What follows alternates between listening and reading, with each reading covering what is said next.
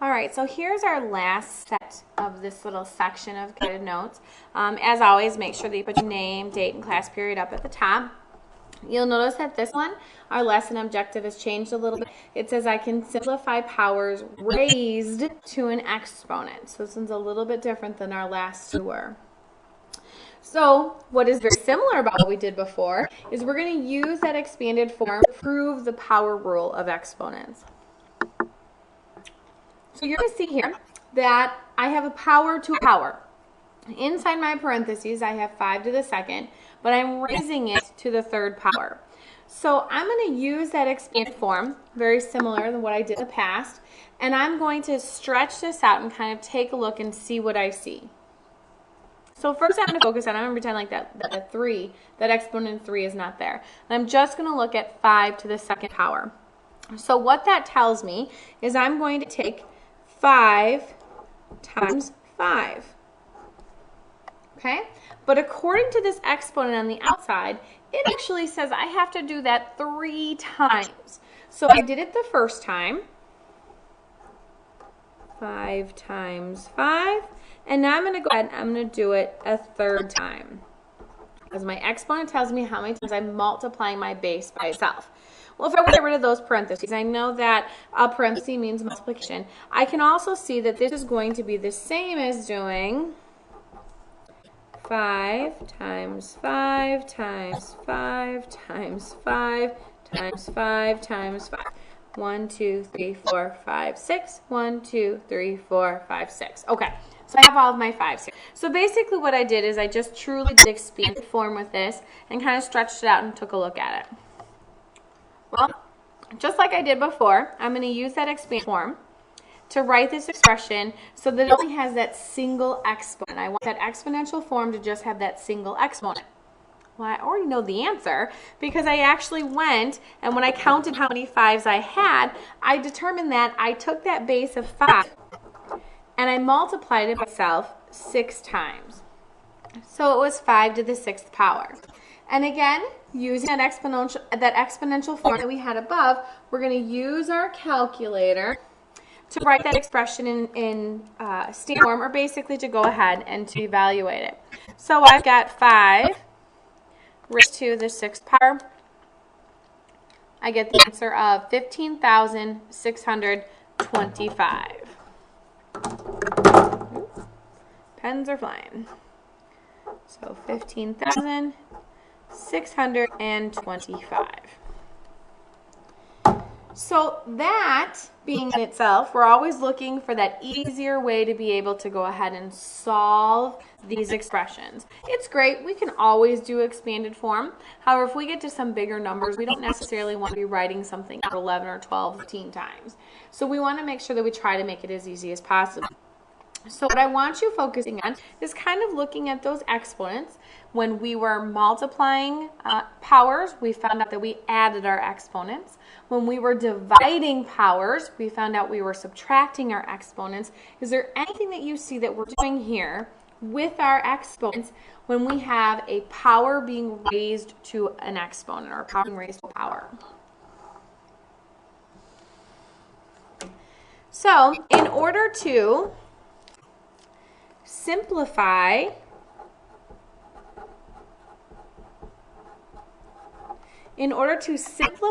an expression with an exponent raised to an exponent, what did we do to those exponents? Yep, we multiplied them. So in order to simplify an expression that has an exponent raised to an exponent, so if you have a power to a power, you're going to multiply the exponents. So same that we did in the past, you can see that I have a to the m power to the n power, okay? That's the same as saying a to the power of m times n. So take care of those, multiply those two exponents together in order to come up with that simplified power. So let's look at some examples.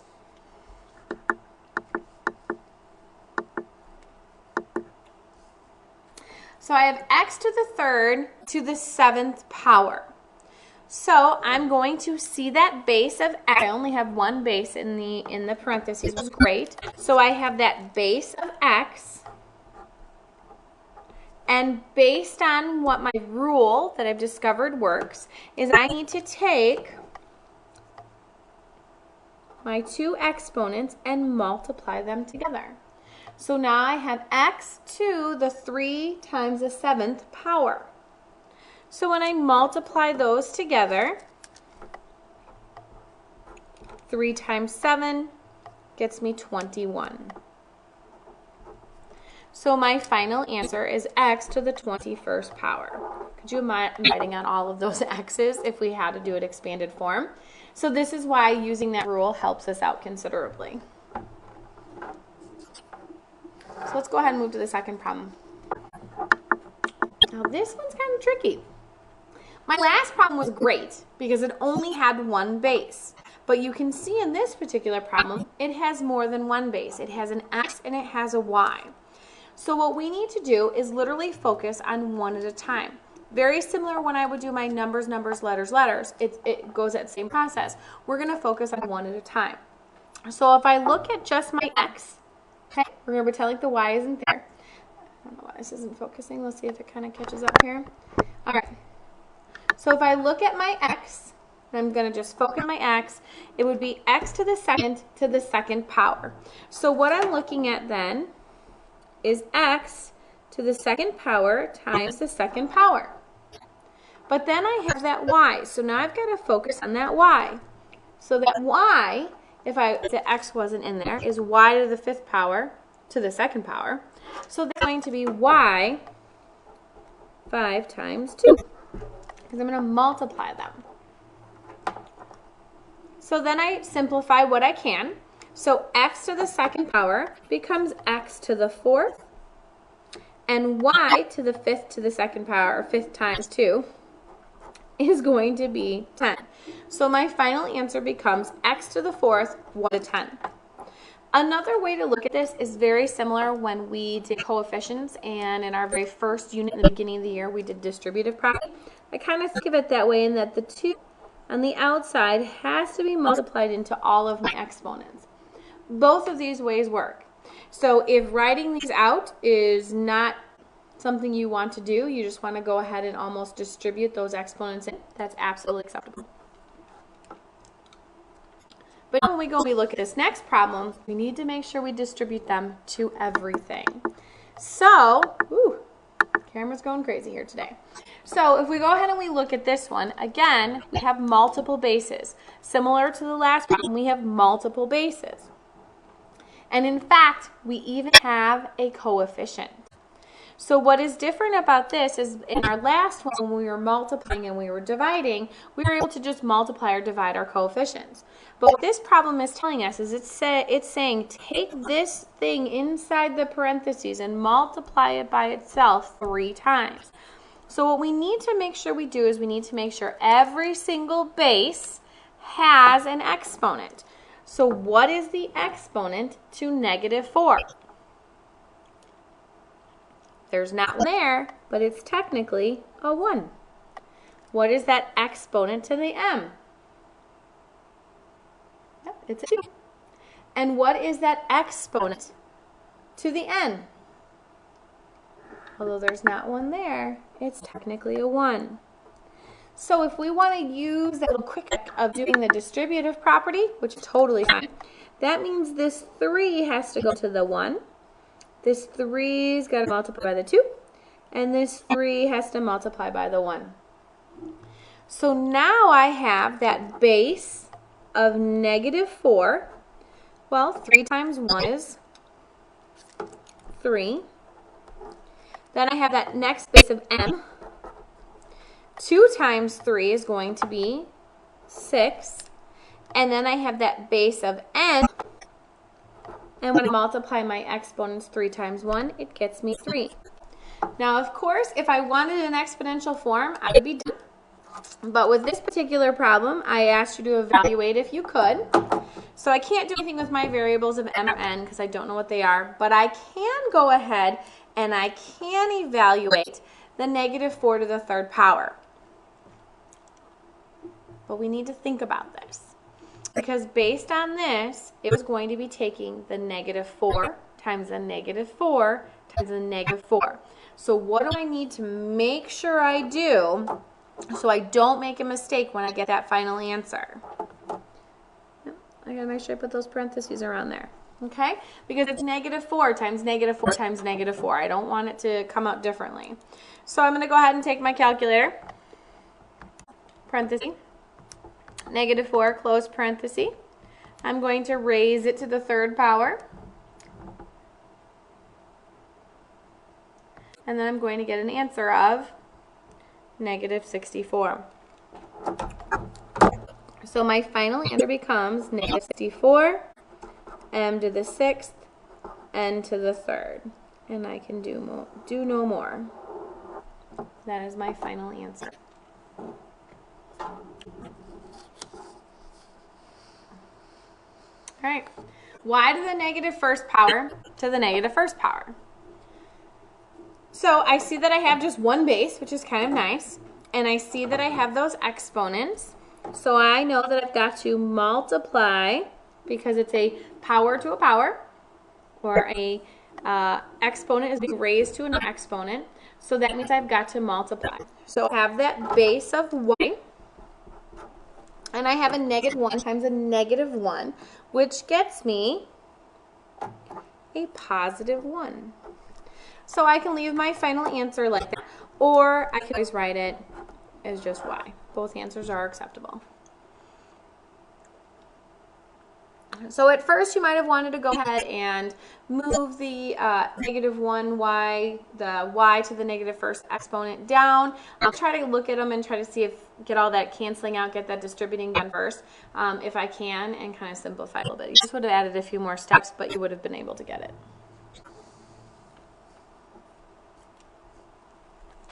All right, so I have 3x squared to the 3rd power. So again, I've got back to those multiple bases. So I see that it's 3 to the 1st power, x to the 2nd power, all to the 3rd power. So I'm going to use that little trick of distributing. So I see that I have a base of 3, and when I multiply my exponent of 3 times 1, I see that I get the new exponent of 3. Then I have that base of x. And I see when I go ahead and I multiply those two exponents together, I get the exponent of 6. I then look to see if there's any way that I can to simplify further, and I can do 3 to the 3rd. So in your calculator, please go ahead and type in 3 to the 3rd power.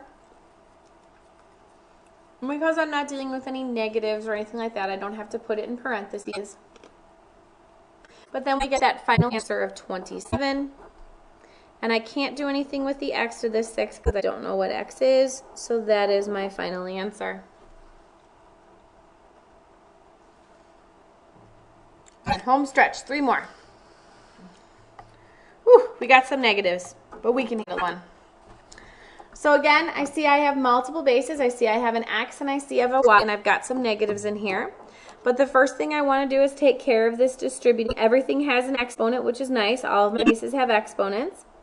So I see that I am going to go ahead and distribute. So I have -2 to the -2nd power gets me 4. Then I have that second base of y. And I go ahead and look at those exponents, and I see I have -2 times 4, which gives me -8. Well, as we did before, excuse me, we cannot have a negative exponent. We must only have positive exponents. So the first thing I have to do is I have to get it into fraction form, and right now it is not. So I go ahead and get it into that fraction form.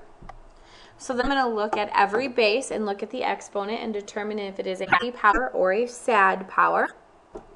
So I go and I look at my first one, my x to the 4th. Is it happy or is it sad? So does it get to stay or does it get to move? It is happy, so it gets to stay. I'm going to go ahead and look at my second exponent, my second power of y to the negative 8. Is it happy or is it sad? Does it stay or does it have to move? It is sad, so that means it has to move. So right now it is on the top or in the numerator, which means move to the bottom or the denominator. And when it moves, it becomes positive. So because I do not know what x and y are, my answer is simplified as far as possible. It's x to the 4th over y to the 8th, or x to the 4th divided by y to the 8th.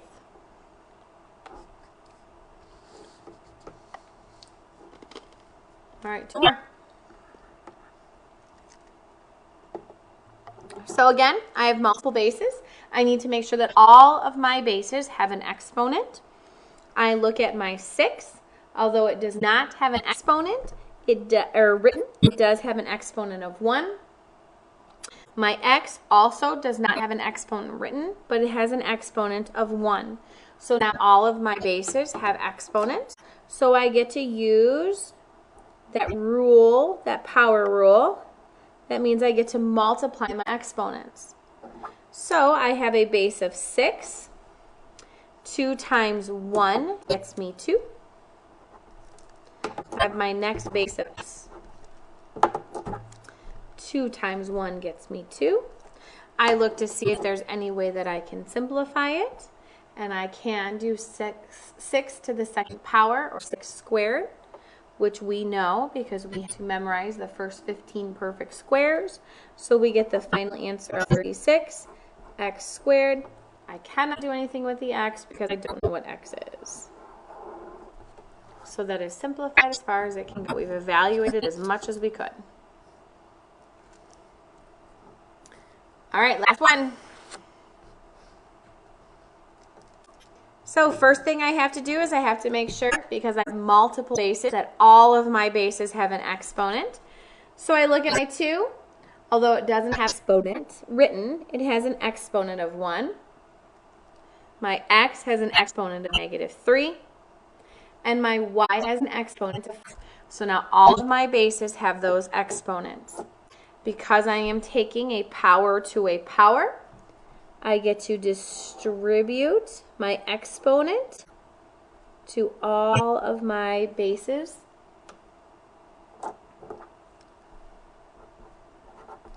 So 2, -1 to the first power is going to give me -1. My next base is my x. -1 to the -3rd power is going to give me 3. Next base is y. -1 times 5 gets me -5. So although we have distributed our power, we are not allowed to have those negative exponents. So my first step with negative exponents is to make sure that my expression is in the form of a fraction. Right now it is not, so I'm going to go ahead and put it over 1. And I'm going to look at every single power and determine if it needs to stay or it needs to move. So first I'm going to look at that 2 to the -1st power. Is it happy or is it sad? Does it get to stay or does it have to move? It has to move, and so it becomes 2 to the 1st power, which is the same as 2. That negative exponent becomes positive because we have moved it. X to the 3rd, is it happy or is it sad? Does it get to stay or does it have to move? It gets to stay because it's happy, so it gets to stay on the top or in the numerator. Then I have y to the -5th. Is it happy or is it sad? Does it get to stay or does it have to move? It has to move because it is sad. It's a negative exponent, and when it moves to the bottom, it changes to a positive. So at this point, there's nothing else I can do because I do not know what x is and I do not know what y is. So my power to a power is simplified as far as it can go.